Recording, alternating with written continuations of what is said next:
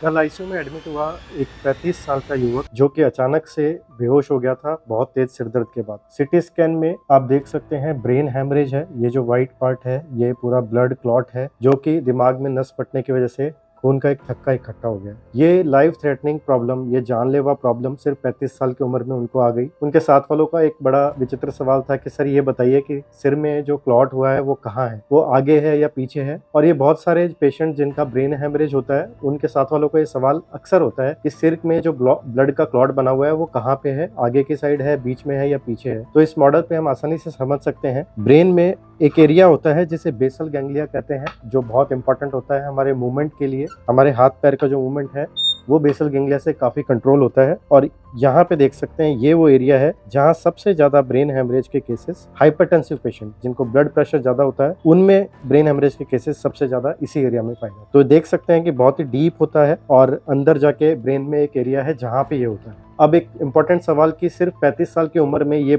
बड़ी problem brain haemorrhage की क्यों आ गई। ये प्रॉब्लम आती है ज्यादातर ओल्ड एज में ब्लड प्रेशर के पेशेंट्स में। 35 साल की उम्र में अगर ब्लड प्रेशर किसी कारण से है, जैसे कि कोई किडनी डिजीज है, कोई हार्मोन की प्रॉब्लम है या फिर कोई ऐसा ट्यूमर है जिसकी वजह से ब्लड प्रेशर बढ़ रहा है, तो उसे रूल आउट करना बहुत जरूरी होता है। साथ ही लाइफस्टाइल से रिलेटेड भी चीजें हैं। जेनेटिक फैक्टर डेफिनेटली इंपॉर्टेंट होते हैं, लेकिन अगर क्रोनिक स्ट्रेस है, क्रोनिक एंजाइटी है, लैक ऑफ एक्सरसाइज है, हाई सॉल्ट डाइट जो आजकल के प्रोसेस्ड फूड में बहुत ज्यादा होती है वो है, ड्रिंकिंग और स्मोकिंग ये ज्यादा है, तो ये सारे फैक्टर यंग एज में भी हाइपरटेंशन और इस तरह के हाइपरटेंशन की कॉम्प्लिकेशन यानी कि ब्रेन हैमरेज ये भी हो सकती है।